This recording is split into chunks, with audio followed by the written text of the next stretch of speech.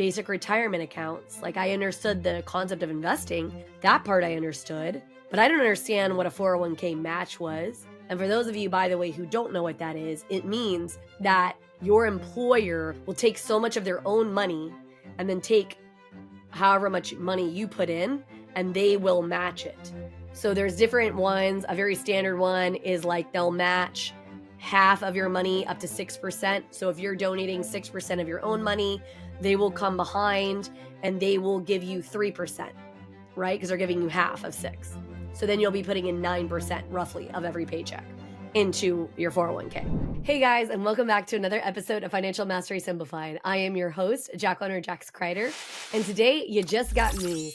We're going to talk a little bit about humble beginnings, kind of getting started out, some of the things I feel like they don't tell you when you kind of get out into the real world, and just to kind of give you an idea of like my origin story so you can kind of understand that I didn't always come from, understanding a lot about money and things like that. So first of all, I'm going to start off with saying that I was very blessed to be in a family where, because my mom had grown up fairly poor and she never wanted to feel that way again, she was actually really diligent about educating herself about how money worked. And so with that, I get dropped when I'm in about 7th grade, this book called Sound Mind Investing, and was sort of required to read it and do a quasi book report, if you will. Now, I definitely think that that was a good jumping off point for me when it came to money. And it actually had started even a little bit earlier. So if those of you have little kids, this is actually not a horrible idea. This was something that my mom did to sort of teach us about money. We actually had 3 little jars. They were like little baby food jars. And growing up as kids, one was labeled spendings, one was labeled savings, and one was labeled tithe. And my mom would put money in those little jars every single week. And then we could use the savings and spending jars how we wanted. So if we went to the store, we were allowed to use that money to buy what we wanted, or we could take all the spending money, put it into that savings jar, and then go ahead and the next week it would double. So that's not really how it works in the real world. I wish money doubled just like that week over week. That would be amazing. But my mom's point was to try to encourage us to create a mindset of not always just blowing through money like that. And so if you are looking for ways to potentially maybe help your little ones kind of learn the value of money and start understanding money, because it is really important. We actually create our money philosophies and viewpoints around 10 years old. So it's happening very, very early. And so anything you can do to kind of help your kids have some more education surrounding money is a great thing. And the younger, the better. I started getting my daughter to help me give money to the cashier and make change at like 2 years old. So it's definitely a great thing. But moving forward. So let's fast forward a little bit and talk about, I'm in college now, and I was about 20 years old, and I met the man I thought I was going to spend the rest of my life with. We get engaged. We're very young. We're very excited, and we get married at 21. And my parents are pretty strict, and their rule was, if you're married, you're off the payroll, baby. We are not covering anything for you. You are on your own. And I knew this. So the summer before I got married, I worked for Cutco, and I start hitting it hard to start making that money, right? I'm hustling. And I'm meeting with every single family member I can think of, every single friends we can think of, right? To try to sell some Cutco to make some great money. And for those of you who don't know what Cutco is, that is these amazing set of knives. I still own my Cutco to this day. They really do have a great, great guarantee. It's an amazing product, and I was happy to sell it. And that is how I made the $2,000 that roughly that my ex and I would live on for the next roughly 6 months. Now, I do think we got a little bit money from our wedding, maybe another $1,000 or so. So we might have had like $3,000, but that's not really a whole lot of money to live on. Even back in 04, which is when we got married, 2004 is when we got married. And so we had to be really creative. And so when people a lot of times talk about money and they talk about their lack thereof, I think a lot of times, first of all, there's some scarcity mentality that's playing into that. And then second of all, there's not sometimes the self-realization that sometimes it is necessary to step back and make certain level of sacrifice to get to where you want. So there was no way that I was going to be able to have a job that semester. I was actually taking 19 hours of class my final semester at Texas A&M. Whoop, gig 'em if you're an Aggie. And there was just no way I was going to be able to do that. My ex-husband is Canadian, and so he actually did not have a valid green card, so he couldn't work. And so that didn't allow for those first months of our marriage to have any additional income, right? And so we had to figure out, how do we work creatively to make this money stretch? And we did it a few ways. Number one, we had a roommate. So we rented a 2-bedroom, 1-bath apartment because we only needed it for basically 5 months. And we rented with another individual. And so Sarah was our roommate, and we split the bills, 2/3, 1/3 for water and I think electric, maybe not electric, maybe it was water and something else. And then we split them like down the middle on a couple of other things. And so, yeah, so we made sacrifices to figure that out. Also, Sarah, who happened to not be the best chef, she struggled with that. And as you know, eating out is really expensive. And if you're eating just like ramen and stuff, maybe not the best for your overall health, even though at the age of 20, you can pretty much eat whatever and it usually doesn't affect you too bad. But Sarah obviously didn't want to have to eat ramen the whole semester. And so I made a proposition. I said to her, hey, I tell you what, if you pay for half of the groceries, even though we're obviously going to be eating 2/3 of them, I will help you not only learn how to cook, but I will do most of the cooking. So you have to help me, kind of like a sous chef. However, we will make sure that we have enough food for everybody. And she thought this was a fabulous idea because it was way cheaper than her eating out all the time, way better for her than eating, some of the junk pre-packaged, pre-made stuff that she could get from the store. There's a lot better and more options now, right, that you have at the grocery store for pre-made stuff. She didn't have the money to be able to do that either. So that's sort of how we went. I will also never forget how I got my first job. So first of all, you can imagine my little bit of desperation, if you will, that I had to find a job. Because if we came up on my graduation and I didn't have a job, I was the sole breadwinner for my family because my ex-husband didn't have his green card yet. And we didn't know exactly when that was going to be that he was going to get it. And so with that process, it can be long for those of you who've gone through it. And there was a little bit of stress coming there. And so I was diligently seeking out all of the different job fairs. And for your information, I was an English creative writing major.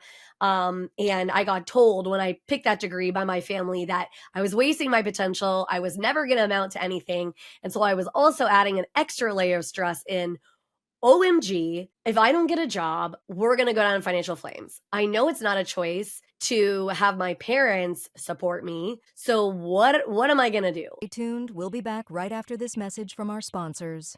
Imagine having the power to control your financial destiny, no matter where you start.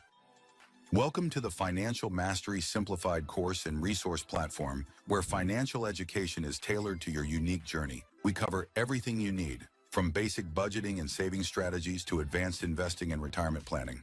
Learn at your own pace with lessons that match your level of experience. Whether you're a beginner or looking to enhance your financial knowledge, join our community of learners and benefit from shared insights and expert guidance. The Financial Mastery Simplified course and resource platform equips you with the skills and confidence to take charge of your financial future. Ready to master your finances? Enroll in our courses today at the Financial Mastery Simplified course and resource platform. Start your path to financial independence now.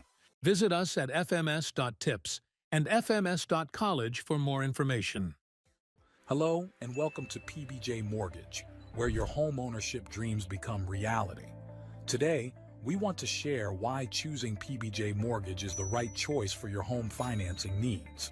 At PBJ Mortgage, we're built on a foundation of values that drive us every day.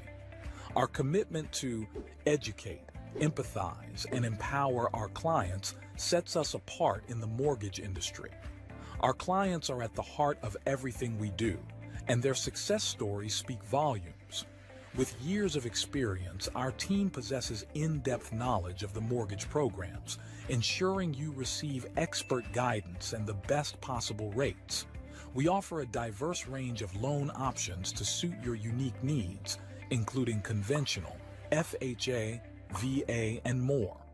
No matter your situation, we've got a solution. At PBJ Mortgage, we pride ourselves on providing personalized service.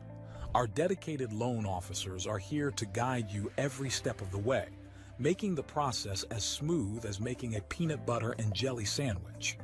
We understand that time is of the essence, which is why we've streamlined our processes for efficiency and convenience. Transparency and clear communication are paramount. You'll always know where you stand throughout your mortgage journey. Reach out to us today to set up a call to discover your options. If you're ready to make your home ownership dreams a reality, contact PBJ Mortgage today. Let us empower you during this exciting journey. Phone number 4693733 107 www.pbjteam.com. Visit our website or give us a call to get started. We look forward to helping you secure your future home. PBJ Mortgage, where home begins. Thanks for your patience. You added an additional layer of complexity when we had to be in Dallas. And so for those of you who know anything about Texas A&M, it is in College Station, Texas. And most of the recruiting companies that come to Texas A&M are out of Houston because of its proximity. Distance-wise, it's much closer to Houston than it is to Dallas. And so now I not only have to find a job, I have a major that maybe isn't as marketable as some other choices that I could have made. And I also have to find a job in Dallas, Texas, because my ex-husband had to finish up his degree and he had to finish it in Denton. So in Denton, Texas, right outside of DFW. So I'm like, oh crap. So I am diligently, working to find those jobs, and I get a job at Geico. Very excited. It's a very good job. It has really excellent benefits. But now we add another layer of complexity because now that job does not start until February 21st of 2005.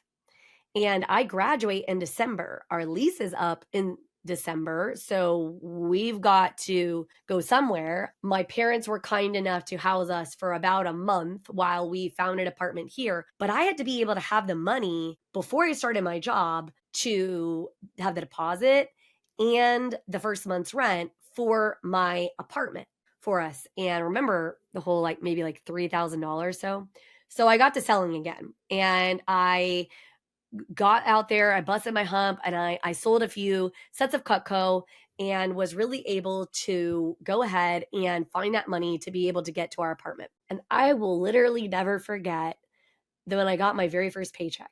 I got that paycheck and we had $50 in our account. That was it. I was stressing because we didn't get the paycheck. That March 1st rent was not getting paid. And so, and here I am, I have this job and everything, and I'm excited and whatnot. Now, the biggest reason I wanted to talk about this is not just because, everybody starts from humble beginnings or everybody, whatever. That's not the point. However, if you are in a position where you don't have a lot of money, you're trying to figure it out, I'm going to employ you to really say that you're powerful beyond measure and you can figure it out. You're smart enough, you're capable enough, you can do it. Even if others are not maybe supporting you in the way you wish they were, there's resources, you can do it. So that's first and foremost. But I said all that to say that this is why I'm so passionate about education. Here's someone who by all stretches of the imagination, I was a pretty smart individual.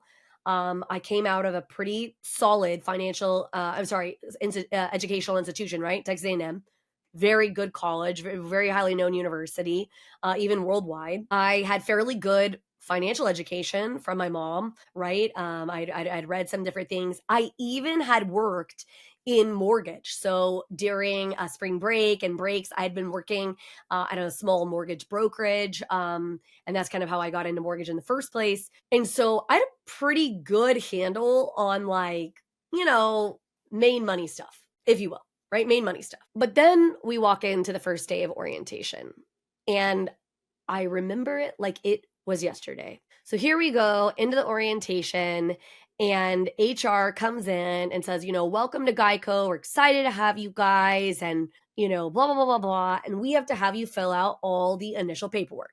And anybody who's ever started a job, you know the drill, right? You've got your W-9, you have to fill out direct deposit, like where do you want your money landing in your accounts? For those of you who are really old, you'll remember we used to have a canceled check to make the direct deposit thing work.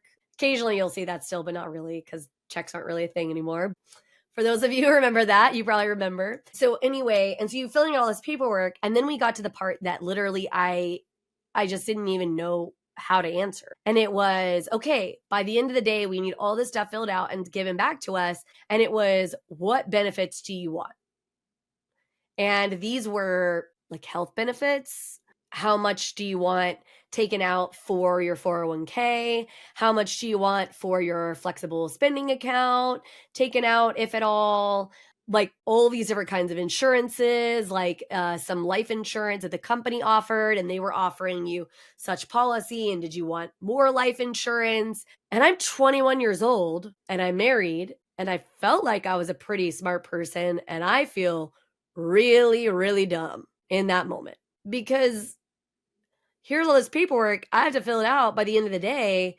And I have to account for what does the coverage entail and how much is the different coverages? Do I need the coverages? And I don't know, when you're in your 20s, you typically feel fairly invincible. And so do I need health insurance? And like, what kind of a policy do I need? And all these different aspects. And I just remember feeling really, really lost about how do I make these decisions? And I am really lucky and I am really blessed, because when we went on break for lunch, I remember calling, it was either my mom or my dad. And lucky for me, they were able to actually answer, right? Not everybody's parents would have been able to answer in the middle of the day.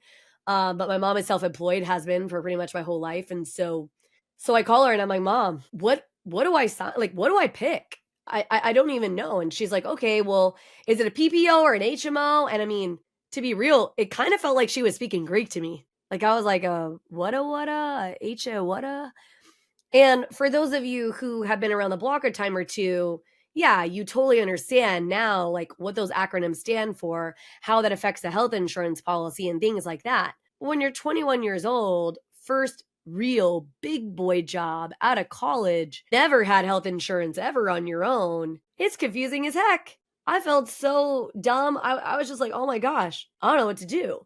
And so I had to really sit down. And like I said, I was very blessed that I had people in my corner who could explain. And our actual trainer did also give us kind of a high level, if you will. But this is why I'm so big on education, because unfortunately, we're not teaching our children, we're not teaching even grown adults, right?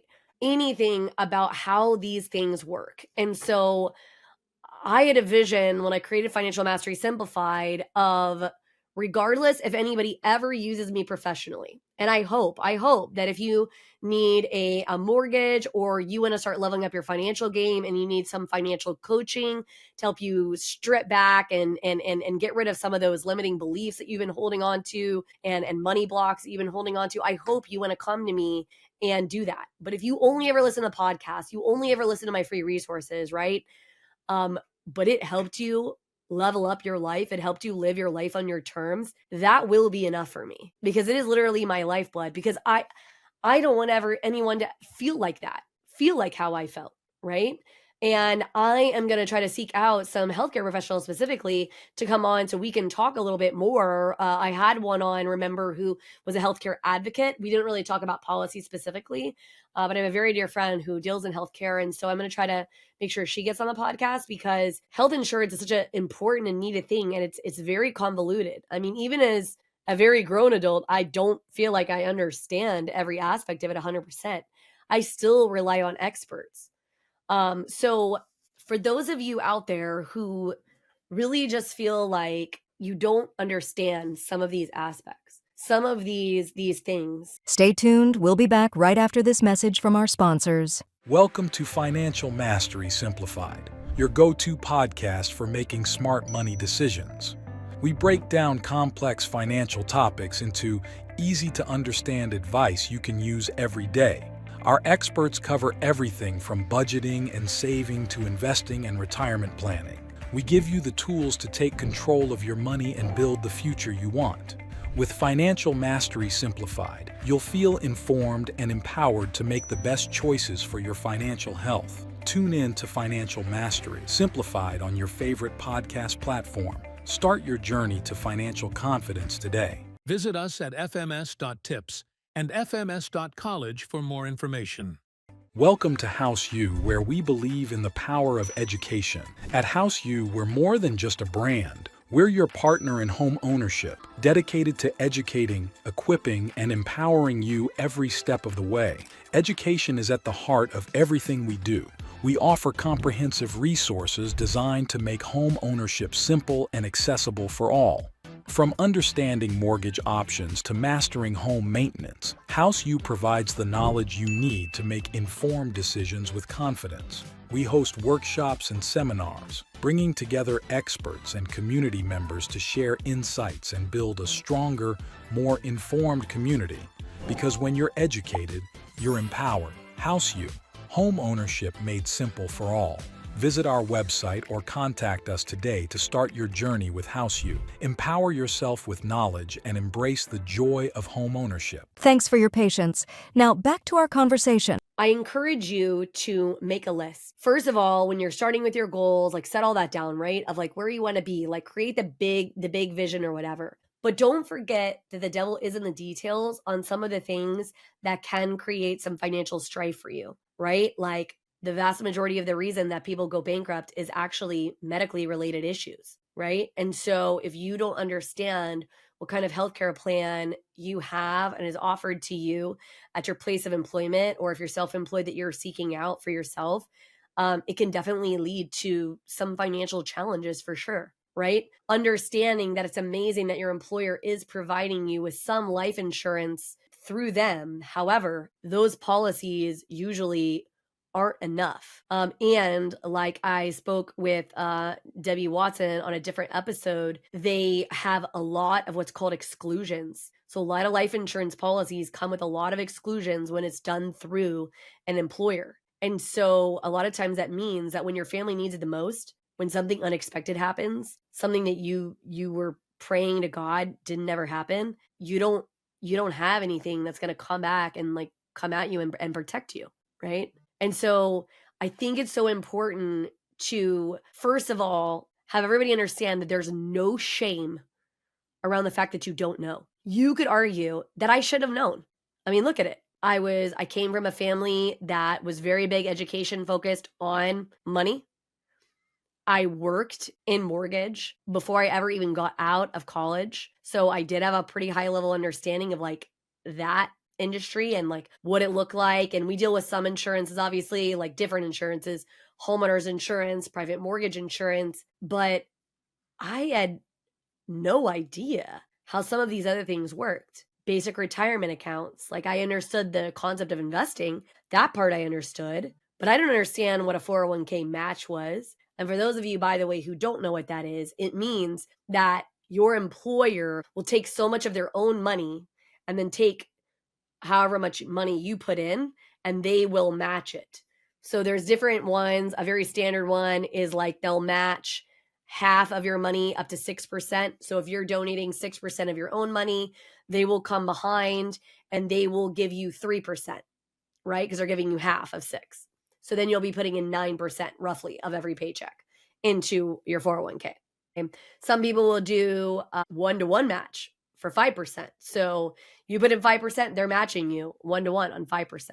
Okay. So that's what a match is. And for those of you who are getting ready or are just starting jobs, like for sure, make sure that you are investing in your 401k at least what your employer is willing to match. That basically is free money and you won't get it if you don't put it in there. So hear me now. Please do it. Please make sure that you do that. Okay. Some employers offer IRA and Roth options. Those are excellent options if you that can be taken directly out of your paycheck. right? So there's lots of different things, but understand there's no shame if you don't have an understanding. And if you are getting ready to start a first job, I highly recommend, and I'm going to try to have some more resources on here for you to kind of hear it out and like understand a little bit more in depth on like what some of those things look like and how some of those things operate. But make sure you kind of make a list of the things that you're probably going to be asked about. You're likely going to be asked if you want to opt in for insurance, health insurance. Sometimes they're going to have a period of time before you qualify for it. Some 30, some 60 days. They're also going to likely ask if you want a retirement account, either 401k and or otherwise. So they likely were going to ask you something like that. They will ask you sometimes about some additional insurances. Usually that's going to be short-term disability. This is going to affect if for some reason you have to be off the job for a specific period of time.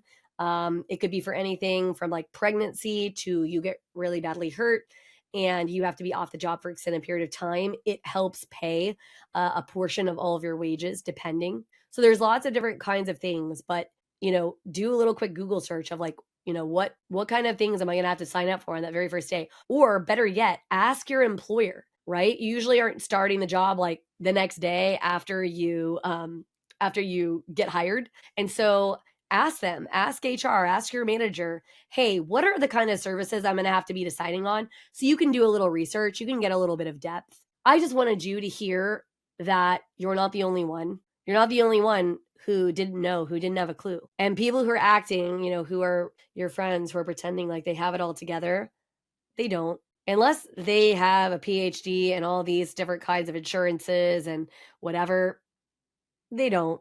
They don't have a clear understanding of it either. So this is your opportunity to level up your game and really start understanding things, because it's going to help you financially in so many ways. Because if you could start off on the right foot, if you can really understand, and there were those of you who are later in life and you're like, man, I still don't have this figured out, Jax. Now's your time. It's never too late, right?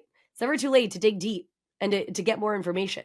Because I want you to live your life on your terms, and you are powerful and you are capable and you are able to do all of that. You just really have to buckle down. And so hopefully me laying a little bit bare, being a little bit vulnerable about my own story helps you understand that you're not alone, and that no matter what education level you have, right? Whether it be you never graduated high school to you have a PhD, it's not an inherent thing. A rock doesn't just drop out of the sky when you turn 18 and you just figured it out. That's not how that works. So don't feel bad. Don't feel discouraged. You're getting there one step at a time. And I appreciate you listening to me drone on. This is Financial Mastery Simplified. And I hope this episode was helpful for you. And I hope to catch you back on another episode of Financial Mastery Simplified.